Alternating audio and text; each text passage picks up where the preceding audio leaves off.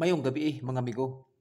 Pahabol ta mga amigo, October 26. Tapos ilas na po na to October 27. Kaysa magabi, sayang kayo. Wala na to nala hospital na lipat ko. Pero at least man lang nga naka undas pata. Okay? Para ni sa 9 PM karon na pahabol ni.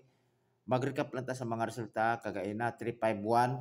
Muna ako pasabot gi-vlog din ako ng pagkagabi Okay? So congrats kayo sa inyo mga amigo kasi ito nakabalik. Then 4:35 5 PM. So undas pata igo ang ato ang best escalera na to.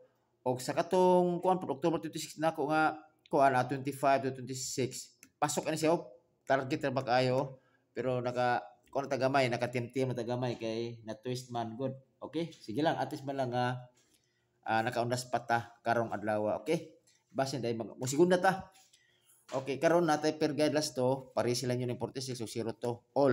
So akong combination sa 46, 846 o 146. Okay? 0 to 102 o 502 target rumble. Okay, akong bispi karon 846 o 102 target. Okay? So again, para ni sa kuan mga amigo 9 PM draw.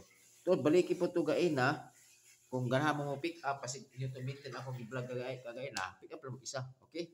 Inala na siya. So labi to si kuan si wa jud si buto si katubi to si kuan si 397 kusog ini siya kino mo siya diboto kay basta mo na siya na si pattern unta pero wala siya digawas. Okay, pero sige lang at least man lang nanyong maintain o katong basta katong kagay na pagpili na mo to gay na mga ko to gwapo to so kini ra pero kini mo pinakagwapo kini 846 kay basig mag pattern siya pa. Okay, kay inanim ko sa godo tatasason na to ni